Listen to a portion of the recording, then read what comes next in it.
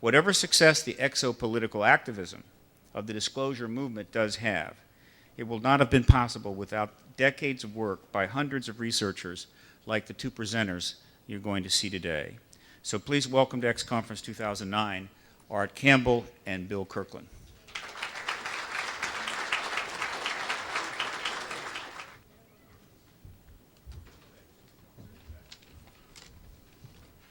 It's really a privilege to be here. We've heard a lot about the X Conference west of the Mississippi, but not too many of us could get here. I'd like to introduce to you Mr. Kirkland, his background.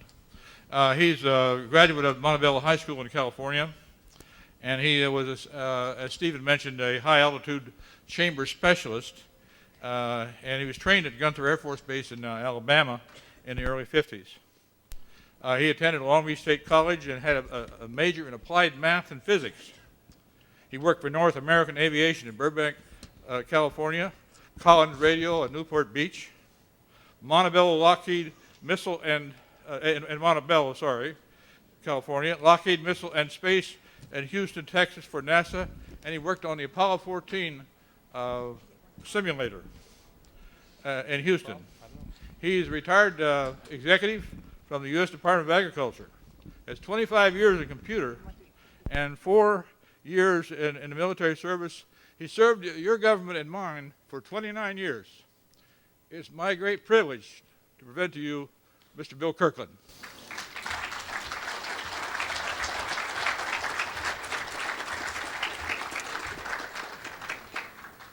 I don't know whether you're aware of this, but you're going to hear hearsay information that'll never get any of these people who withhold the truth in criminal or in criminal courts, so we'll talk about this. Before I start, I would like to thank Steve and Cheryl for setting this up, and I feel like I'm honored to be with you talking about this. In 1955, when I was at Holloman, and and Eisenhower landed there, I didn't believe this for 40 years. I didn't believe any of this until 1995. Okay? And you're going to hear the story. I was stationed at George Air Force Base at Victorville, California. And while I was there, Eisenhower landed at Norton Air Force Base in San Bernardino.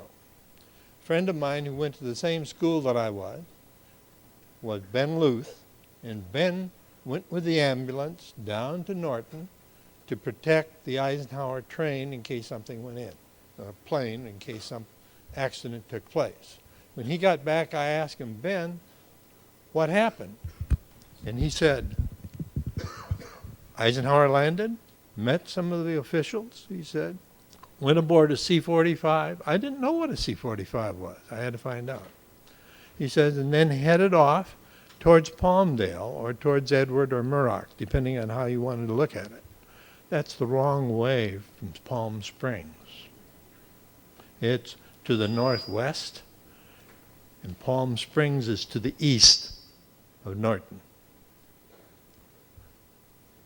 When I was at George Air Force Base, Edwards was only cut down twice. Once when a test pilot by the name of Connors was killed, and the other time was about this time when Eisenhower was there. I didn't know why it was cut down, I thought, and wondered what test pilot lost his life. The information that I just gave you on George has been verified by Dr. Michael Sala, and you can check with him about that. When I went to Holloman Air Force Base, because George Air Force Base didn't have a high altitude chamber, so I went to Holloman and worked at the Aeromed laboratory under Colonel John Paul Stapp, the guy who drove the rocket sled. There were 4 flight surgeons at Holloman. John Paul Stapp was one, David Simons was another, and there was a hospital commander, a lieutenant colonel, I can't remember his name, and Dr. Robert Reiner, who was a captain. I went to Reiner's office from the Aeromed laboratories because I did not keep chicken eggs alive. I didn't put any water in an incubator, and they died. Now, David Simons wrote a kind of bad letter for me so that I'd get out of there. And he did the right thing because I'm not a lab person. I'm a person. Okay? When I went to work for Dr. Reiner, I worked in the flight surgeon's office there. Dr. Reiner was the best man that I have ever worked for in my life. Marvelous man. While I was there, Eisenhower was going to land one day, and in the winter, February, Holloman Air Force Base has got a code that unless, in the wintertime, everything is normally khakis. Unless you're doing base operations work and are an officer of an official standing on the base, then you wear blues. That's in the wintertime. So the story that I'm telling you, the difference between khakis and blues is very important. When Eisenhower was supposed to land, or come in, the day before he was to come in, a parade to honor him was canceled. The President of the United States is entitled to full military honors at any base that he lands on. And that means a parade. Dr. Reiner asked me if I wanted to go to the parade, and I said no. He says, okay, you're working. Well, the work schedule of Eisenhower didn't show up. The parade didn't show up. So I just went to work like normal. And when I went there, there was a nurse who worked there that said, Kirkland, where's Dorsey? Dorsey Moore was the airman in charge of our little group. He wasn't an officer, he was an airman. And I said, I don't. And just then Dorothea Thorenson, who was our clerk typist, said, I saw him take his wife down to the commissary. He'll be back in about 15 or 20 minutes. I just kept quiet after that, you know. When Dorsey came in about 15 minutes later, he said, Kirkland, did you see what's out at on the flight line? I said, what is it? He says, it's a disc, hovering disc. I'm thinking disc that you can throw, 12 inches maybe, wooden with a steel rim. The only thing that I knew that hovered other than that was a helicopter and the Navy's hovercraft. And I'm saying, oh, I said, what's it made of? He says, metal, like polished aluminum, polished steel. He said, you know, metal. I said, how big is it? He said, 20 to 30 feet.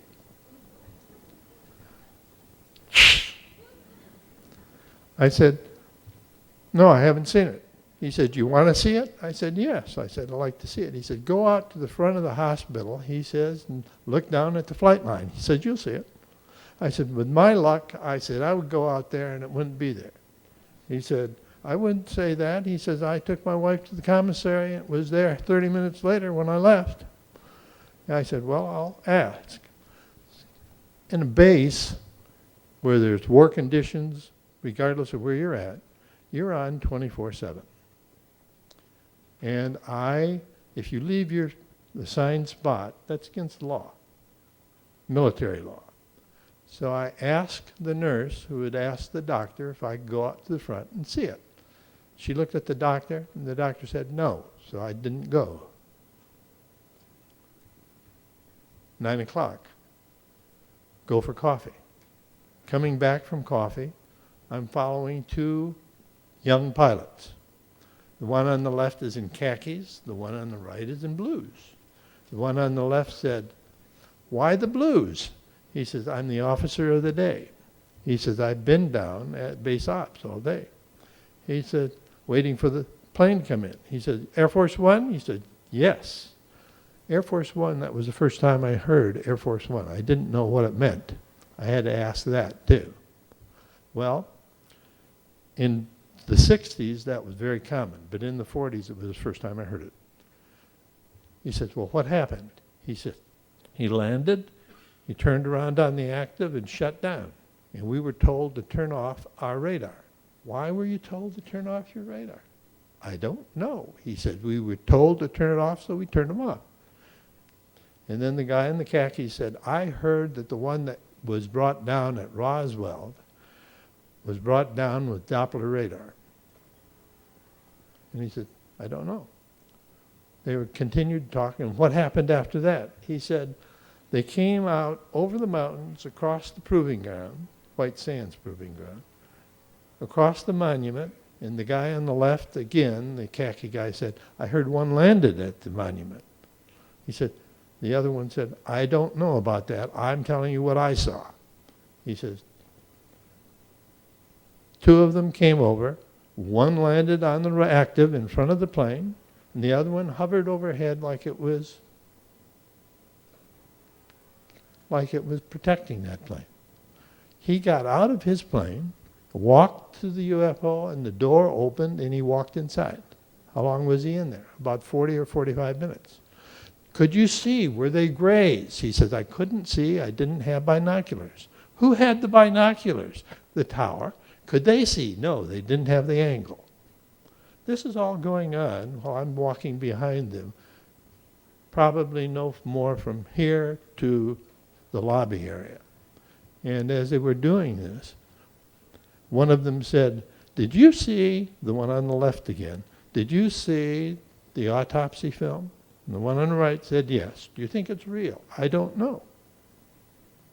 So it was available in 55. And he said, well, he said, does electronic waves, radio waves go through plastic? He said, why do you ask that? He said, because I think there's a radar unit in the nose of that airplane. And I'm saying, who are you talking about? I said, are you pilots? And they shut up, turned around so I couldn't read their names, and walked on. I went to the flight surgeon's office. At 11 o'clock, I went like I normally did to pick up the mail. Picking up the mail, a new officer, supply officer, said, Kirkland, I've been looking for you. He said, did you see anything down on the flight line? I said, no, but I'm qualified for emergency operation, first aid, all of this, graduated top of my classes. And I said, no. Do you need help? He said, no, I just wondered. At noon, Dorsey didn't show up after lunch. The nurse and Dorothea Thorenson both asked me, where's Dorsey? I said, I don't know. Sometimes if we're not too busy, he goes home and eats. He'll be here in a few minutes. 2:30 shows up, 2:45. Dorsey's not there at 2:30, but about 2:45 he shows up. I'm walking out for coffee, and I say, Dorsey, where have you been? He says, at a meeting. I said, well, you better tell Dorothea and the nurse because they're wondering where you're at. After work, I'm in my barracks room, and I'm called outside to the back of the barracks because Air Force One is flying over the residential area at Holloman Air Force Base. That's a no-fly area zone. I ran out, looked for it. I had to jump up because the plane was flying low and it just passed over the roof of our building. Air Force One flew from Holloman at about, 4 o'clock, maybe 4:30. After that, I waited until supper, and from supper I went out and I looked at the flight surgeon's office, and the lights were on. I said, I wonder what's going on, because part of my job is to check and make sure the lights go out. So I walked over, and there was Captain Reiner talking to a lieutenant colonel who was in blues. And he said, the colonel was talking, he says, Bob, he said, I was there on stage with him, standing room only, 225 people and supply hangar. And Bob said, Captain Reiner said, that he had heard that he had talked at the base theater. He said he might have been, because he only spoke for a couple of minutes, and then he left, and the base commander spoke for about 20. He could have had plenty of time to go over the base theater and come back. He said, what I'm telling you is what I saw. Standing room only, in the supply hangar, 225 people each time it was there. And I said, who talked? He said, the commander-in-chief. I said, the president. He said, the commander-in-chief. You don't ask a lieutenant colonel again if it was the president. So I knew that. I said, what did he talk about? He says, it's classified. I said, how is it classified? Confidential? He says, higher. I said, secret. He said, higher.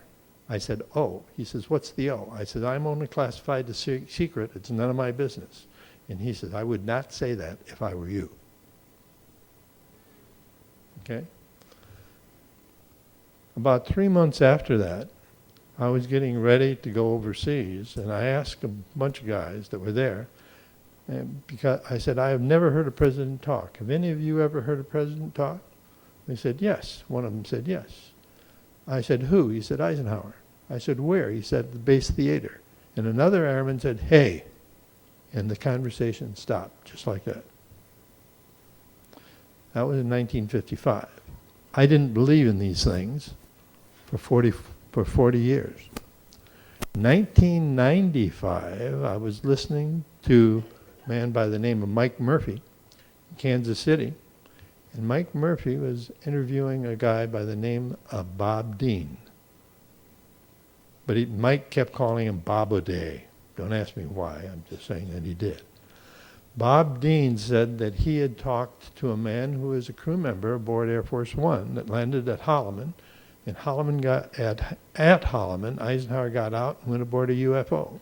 I said, my God, I was there. I became a believer. And I started putting together this information and tried to give it to various people. I got some of the information to Mike Murphy and was interviewed on radio 3 times. I sent a letter of some of this material to Stan Freeman, and I got back a mimeograph thing that said he wanted to buy, do you want to buy my books? You know, I'm not really interested in his books, you know. The reason I'm not interested in his books is because I know Eisenhower met with UFOs. Okay, so Linda Moulton Howe was on Mike Murphy's radio show, and I called in and offered her the same information, and no, she was doing her thing. She never called back. She never wanted any of this information. So I went to the Ozarks later on, meeting there, and saw Linda Moulton Howe, and I said, I just wanted to see what you looked like, and that was all. She was doing her own thing, and still does her own thing, not related to my incidents at all, and she wasn't interested. So nobody was really interested at all. But when I was graduated from Long Beach, I worked at North American, and I worked at Burbank and Lockheed. I worked on the Blackbird. And then from there, I went to Motorola and worked as a scientific computer specialist for an analog group, Ed Groth by name. This is kind of interesting, too. Ed said that the electronic people had told him that they had made a 120 to 150-year jump. I said, how? And he said, by backward engineering a foreign object. I said, Russian?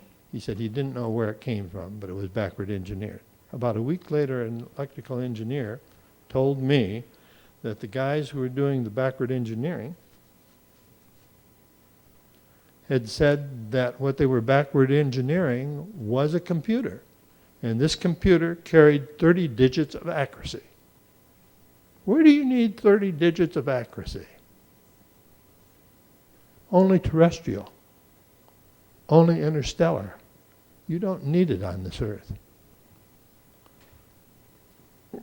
From there, I went back to Collins Radio, and from Collins Radio, I went to Houston working for Lockheed's Missile and Space. I worked on the trainers. And while I was there at the trainers, it was very interesting because another incident took place. Wally Schrar worked in the same office that I did, only he had a view of the outside. I worked in an inside cubicle. It wasn't very nice, okay, by comparison. The astronauts, and this is hearsay because I was not there, but I was told by somebody that did. The astronauts were told that they should not talk about any kitchen items flying, like pancakes, dishes, or cups. Saucers were not mentioned. Do you understand what I mean? He said. You're not to talk about this among yourselves, your wives, your family, or anyone by radio or on the radio. Oh, yeah. Okay. Wally Schrar is up in space, circling the Earth, and he says, Houston, there is a Santa Claus. The boys who went around the moon came back out from the far side, and another astronaut said, there is a Santa Claus, and he's big. Now, how big he was, I never figured out until I heard at Laughlin this year that 2 Navy men had seen a craft come out of the water about a mile and a half away from them that was 3 to 5 times the size of an aircraft carrier. That's big.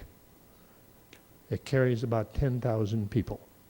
The question is whether it's ours or theirs. Okay?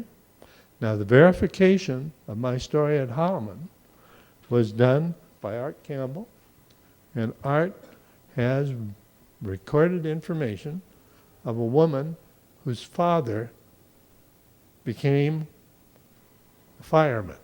So, if you want, Art? We'll put on the electrician's daughter, please. This lady contacted me as a result of an article in the UFO magazine. And I got some, I she- brought out some memorabilia stuff. Speaking to, now. To show you. Oh, here's Billy. Yeah, that's my She's going brother. to her personal memorabilia prior to This is reading a picture letter from when father. Dad was in the Single Corps at Camp Gordon, and he loved to climb his poles. There he is with his friend Jim, and that he was practicing going up and down. And there he is again working at the cleaning the weapons and getting message pickup. And here's some of his Nebraska fan memorabilia that he loved so much. And he had this with him he had a few plane crashes, and he always had this picture with him. He was very fond of his religion. And this is a current events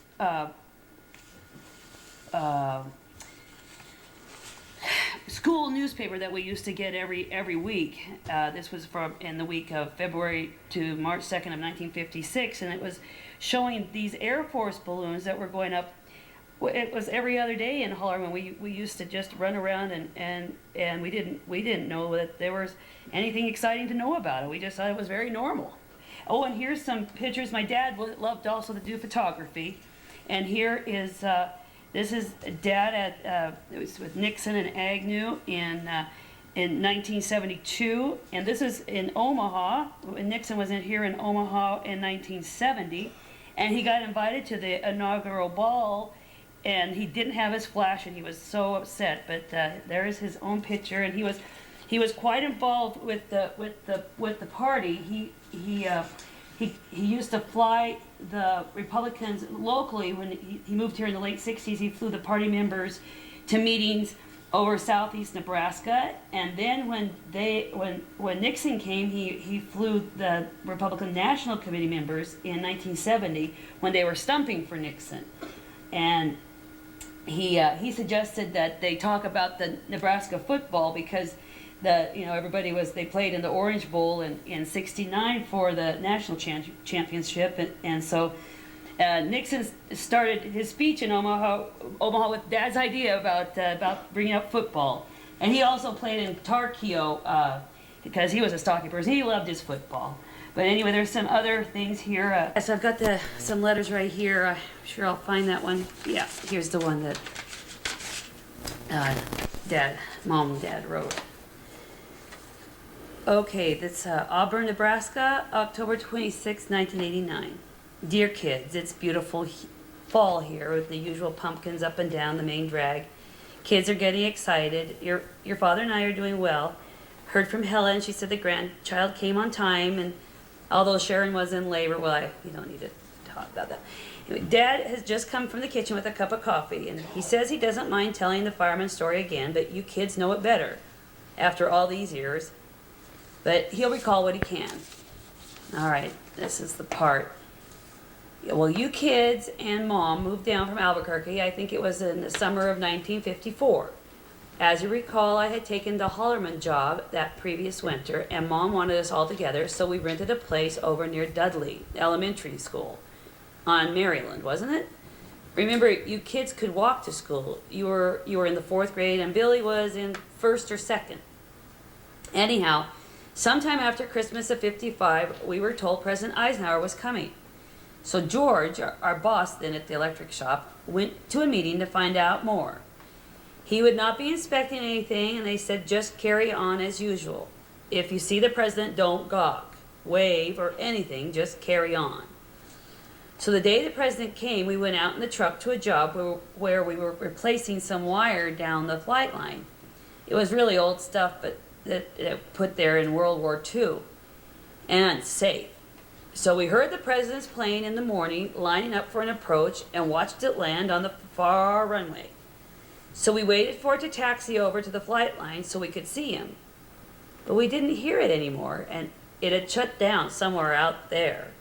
So we went ahead and pulled wire for a while, and one of the men, I believe it was Charlie, said he can see out there from that pole over there. So why don't one of us go up the pole and see where the plane is? Well, I had my climbers on, and I started to unbuckle them and was waiting to give them to the first volunteer, when someone said I should do it, as people were used to seeing me up on the poles anyway. So I started up with my back to the sun, a safety measure, which also put my back to the runway where we thought his Connie was. Connie was a nickname for the big constellation the president flew. As I started up, some of the guys reminded me not to gawk, and I heard them laugh. A few minutes later, I heard some shouting, and some guys tarring a hangar roof nearby started to run, pointing out to the runways. Then I heard our truck start up, and some of the crew jumped in with one or two running after it. And they were pointing out to the flight line, and so I decided to turn around on the pole to see what the ruckus was about, and I could not believe what I saw. There was this pie tin-like thing coming at me about 150 feet away. I thought it was remote controlled or something. 25 to 30 feet across, and I started down the pole as fast as I could go. I was up about 40 feet, and I threw my climbing rope out, gave it slack, and only touched the spike on each side of the pole 3 or 4 times on each side in before I got to the bottom. While I was running towards the big hangar, I looked back, and it had stopped and was just sitting there. Well, when we all got back to the shop and we had a good laugh, one of the guys who saw me come down said he got down that pole faster than a fireman. So as you kids were growing up and we had the family gatherings, you used to ask to tell me about the time I became a fireman. You know, I always wondered why we did not use that thing during Vietnam and so forth. And over the years I realized if we had technology like that, it would have saved lots of lives. But I gradually realized that it had something to do with Ike being there that day. And it wasn't ours. It was an unwritten rule at Hollerman. You didn't talk about what you saw, and after that day, it was seldom mentioned at the shop. I still have those climbers here someplace. Billy used to play with them. Remember? Mom here again. Well, Dad's wandered outside someplace. He said something about checking the pump. It's been sluggish lately. Dad thinks the motor's old and needs rewinding. He spends several hours a week up at Harold's helping out with mechanical and electrical stuff for farm equipment. Dr. Fornash says it's okay for Dad to drive a little around town, but to keep an eye on him. He thinks Dad has had a mini stroke or two, but should not do any highway driving at night. He drags his left foot a little, but gets out to the golf course in good weather. But he has to use a cart now. We're looking forward to seeing all you at Christmas. Say hi to Bob and Warren for us and hug the twins. All of our love, Mom and Dad.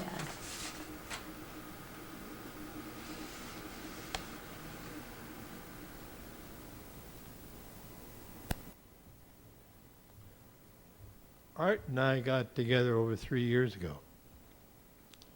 Art's going to tell you how he got in contact with me. And there's another little vignette from somebody else that was at Holloman. Here's Art. First, I want to tell you about the lady from Nehami County, I believe, southern Nebraska. She's sad. This is the second time she wrote the letter. She read the letter. First time she broke down in the middle of it. Her father died in 2 months after the letter was written. It was the last letter. And she said, I got to make myself over and be back down in a couple of minutes. She came down wearing a wig. She had beautiful salt and pepper hair, but anyhow, we went ahead and filmed it again. Bill didn't mention the fact that, I think he mentioned it, when Eisenhower's plane landed, it's a huge plane. You couldn't, it sits 10 feet off of the tarmac. You'd have to have a ladder to get in and out of it. And the plane usually was down at the end of the runway and taxis back around to the A part of the, there's an A section of the runway where the tower is. And then it comes to the VIP area where they were going to have the parade, which, by the way, was canceled, Bill mentioned. Well, Eisenhower's plane sat out on the runway as far as it could be. They closed the runway the whole day while the president was there, and Bill said he remembers seeing it about 4:45 or 5 in the afternoon, seeing the president's plane fly over Holloman Air Force Base. So we're ready now for a man who flew into Holloman Air Force Base the day before Eisenhower arrived. We believe it was the 10th, around the 10th of February, 1955. Was due to go out the next morning, and they would not let him go, and they held up his plane for a whole day. He was a staff sergeant who was a loader on a cargo plane.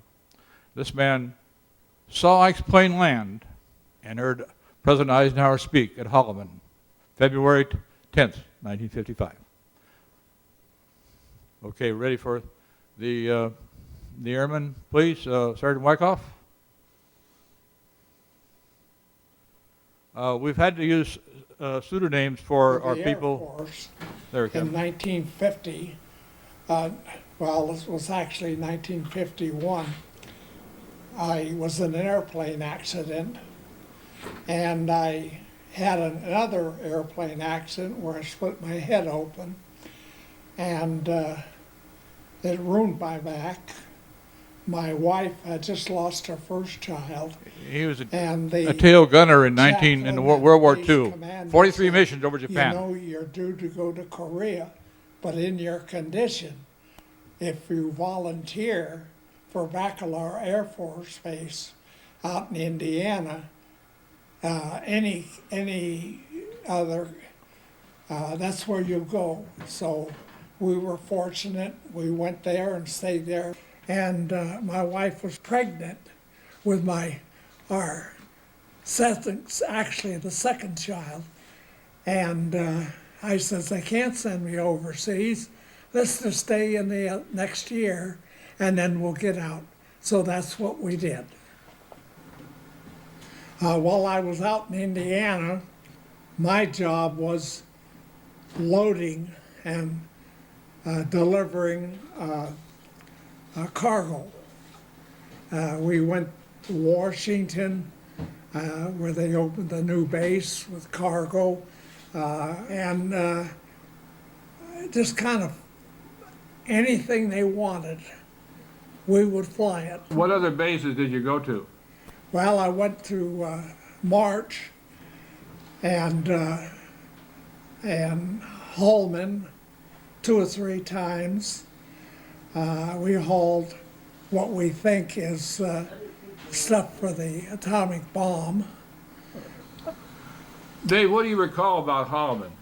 Well, we had a haul a load of stuff down there, parts that they needed, and the runway is like this.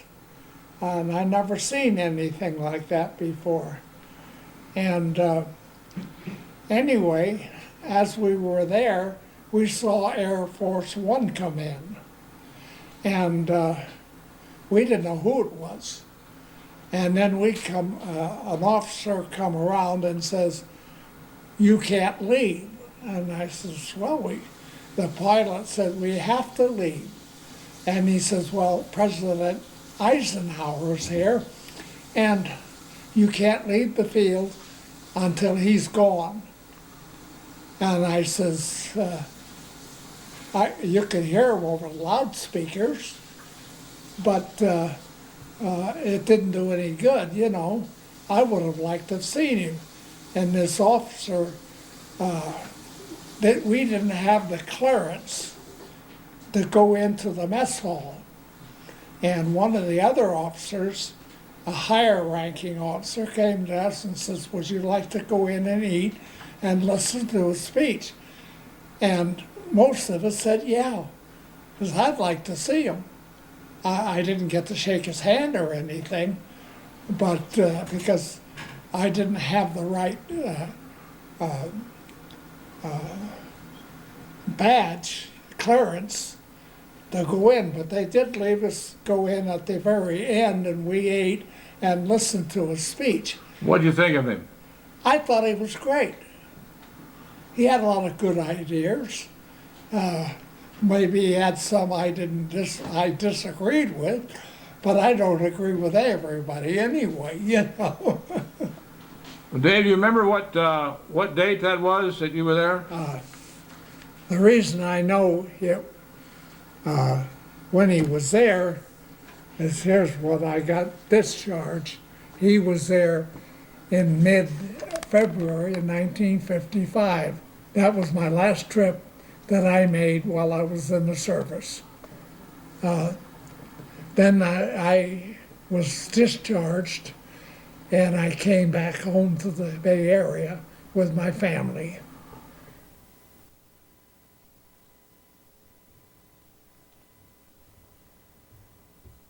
I've kind of heard what we did, what we didn't do, and this is all hearsay, except for what these 2 people verified.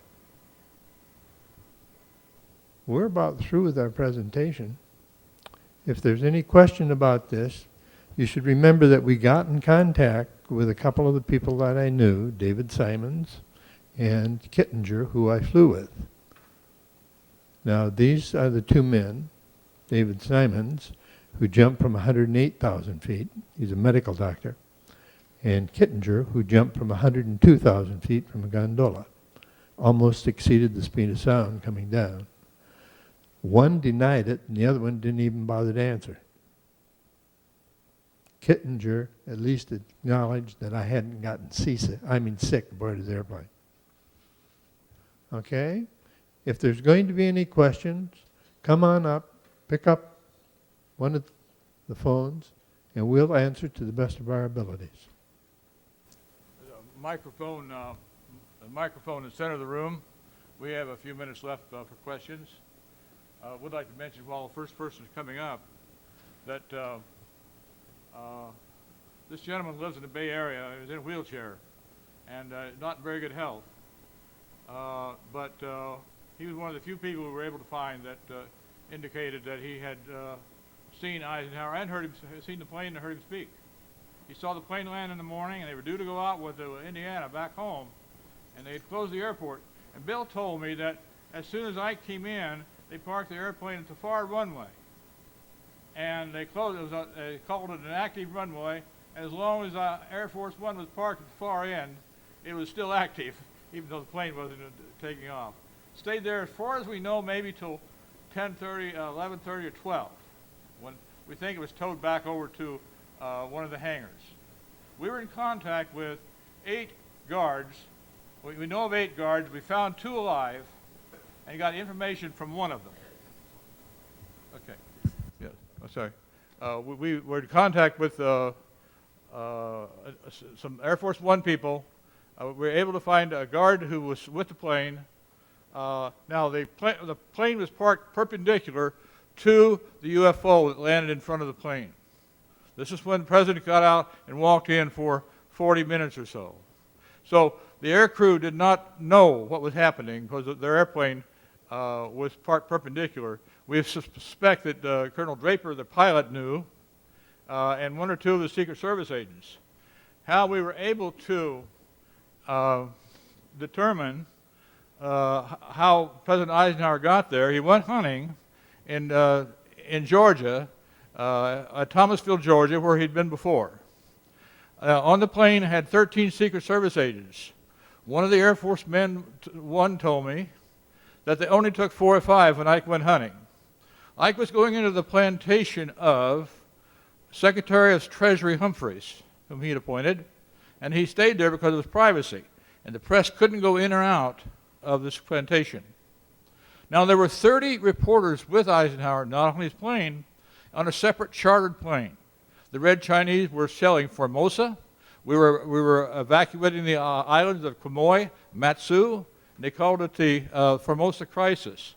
Lyndon Baines Johnson in the Senate at that time put together a resolution that passed overwhelmingly in the Senate and in the House that we would go to war with Red China if they set a foot on Formosa. Eisenhower and Don Foster Dulles both said, we will use nuclear weapons if you Red Chinese invade Formosa. Formosa is still free. It's now called Taiwan. Is anybody at the mic yet? Anybody at the mic yet back there? I can't see myself. So anyhow, we figured out that the 13 Secret Service agents, and he only traveled with 5, he kept 5 at the plantation going in and out like he was there.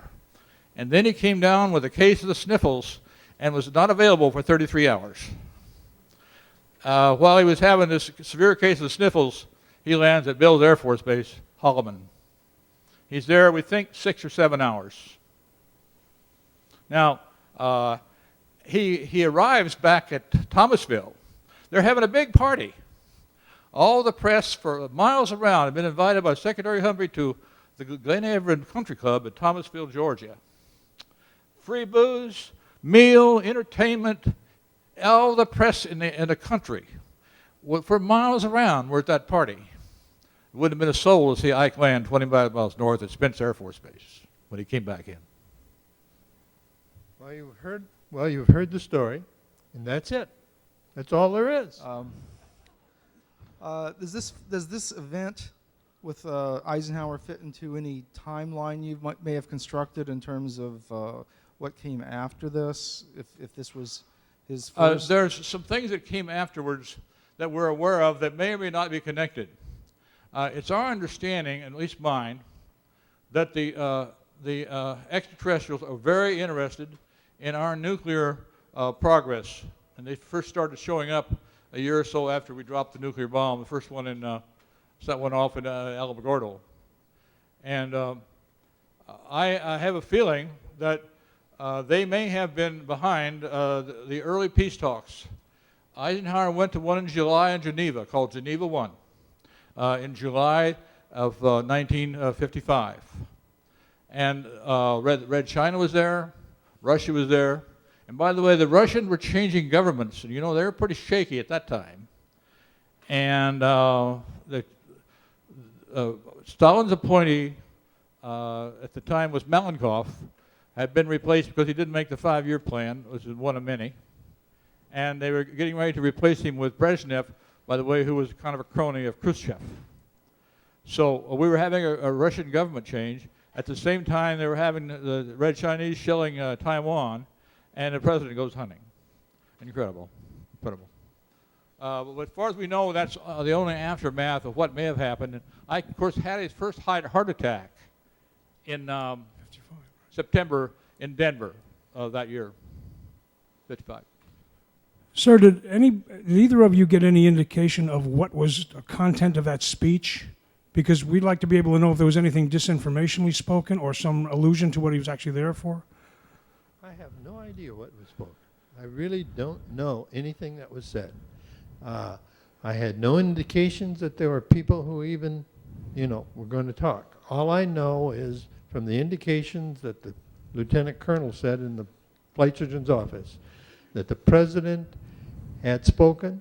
He had spoken about a subject that was top secret or higher, and the people that we contacted at Holloman that I knew of did not talk about this. Where did that speech come from that the gentleman said, how was the speech? And he said, great, but nobody thought to ask him? That was in one of the dining rooms or something along that. I have no idea where he went and heard this. I have no idea, no recollection of that. Okay. But as an enlisted man, I'm very surprised that he didn't go to one of those established places, which is the fly hangar or the base theater. Those people took an oath not to reveal that the president was there and what they had seen. Okay, thank you. This is why when Bill was in a conversation in Dr. Reiner's office, he said the president and the lieutenant colonel corrected him, commander-in-chief. They weren't allowed to use the word president. And Bill said, you mean the president? He said, the commander-in-chief is the president, or whatever he said. But in any case, they didn't want to use that word, although they had to acknowledge he was there. Everybody knew it. Everybody at the base knew he was coming, including all the civilians. There's 8,000 or 9,000 people there, about 4,500 enlisted people and officers. And a complete air wing is there also. They all knew he was coming. But with their communications in those days, there was no way that they communicate that back to Thomasville, Georgia, and they really didn't care. So all he had to do was make sure he came in and out of Thomasville in secret. Because he had 30 international press, by the way, were cooling their heels at the Scott Hotel, cleaning out the bar and everything else they could. And Press Secretary Haggard came in and gave them daily briefings about the world situation in the Far East and the evacuation of the Tonkin Islands and the Quemoy-Matsu situation and so forth. And they thought Eisenhower was at a cottage playing Scrabble and having hot toddies with Mamie. Excuse me, sir. Oh. I now know that all of you believe in Santa Claus, too. Good afternoon. It's a pleasure to speak to y'all, speaking the truth. I've been studying this for like 2 years now, and it's been documented that Harry Truman had did a treaty with the Greys, suspectedly, and brought the Rockefellers in. You can check this out through William Cooper, Thomas Costello, and Phil Schneider. And when Truman left office, he had passed it down to Eisenhower. Now, the day that y'all was talking about in February 1955, Eisenhower was scheduled to be in a certain place, but it's documented that he had a toothache on the exact date, and it was supposedly said that he had went to Holloman Air Force Base. That he told the people, the news media, that he had a toothache, but he went to Holloman Air Force Base to have this meeting with the Gray. You're mistaken in two areas. One, toothache took place in 1954 at Edwards Air Force Base. He never went to the doctor. That's been substantiated by several people. Right. And this Holloman instance took place in 1955. Okay. And the question was about the treaty that was supposed to have been. I don't know anything about a treaty, but our military was so afraid of what took place in 1938. In 1938, War of the Worlds was broadcast as a radio show, as a news bulletin. And there's only 2 times in my life when I was younger that my father interfered with us listening to the radio. One was in 1938 when that was on, War of the Worlds, and the other one was December 7th in 1941 when Japan attacked us. Now, from those points, the military was very concerned that the public would go ballistic. They did go ballistic. So did the military. The military has never been able to stop these UFOs. And if you can't protect the country, what you're doing, because that's your job, how often will you tell the people the truth? The Germans and the Japanese both lied to their people when they could not stop the Allies from bombing them. We are no different than they are. There was one positive thing that happened in 1938. Joe Louis knocked out Max Smelling in 1 minute and 30 seconds of the first round. I remember that. My dad was hooping and hollering over the block. Smelling had beaten him in Germany a year before. Any other questions? I think I see another halo back there. One question. Is there any consensus amongst people about what was discussed or agreed upon at this meeting? Bill and I have Any talked about consensus? this, and we have some guesses. Bill had a good one, I believe. It thinks that we think I may have seen, may very well have seen UFOs and extraterrestrials, perhaps dead ones, at Edwards. And this was his first chance maybe to get on a working UFO. He was only on there apparently 40 or 45 minutes. It wouldn't be a lot of time there to do negotiations or sign a treaty. But it would be a lot of high and by and have a drink or whatever. And so our guess is that he very well may have gone aboard just to see what one looked like. Eisenhower had the courage. There's certainly no doubt about it. And I've been told by people, you're really treading on sacred ground here. I know I am. Both Bill and I, Eisenhower was our president too. And we have high regard for the man. And this just happens to be an incident in his life that we're talking about it, and no disregard whatsoever for our president at that time. But other possibilities would be we had some ongoing something that needed to be confirmed, something that needed to be reiterated. Somebody may have called somebody to a meeting. One guy came up to me and says, you know, I worked on the U-2, and we did not have U-2 flying in 1955 until September. It was wind tunneled, and the first flight tests were early December of 1955. He said, do you suppose Eisenhower had the extraterrestrials fly over Red China to make sure we weren't going to be, Formosa wasn't going to be invaded? Oh, that's an interesting point. Well, maybe they were our U-2. Everything else is just speculation. You know, you're talking about if they made treaties, if they're still in effect. I don't know. Do you? You know, let's get with it, people. We're through here, you know, really through. Let's go outside and smell the roses.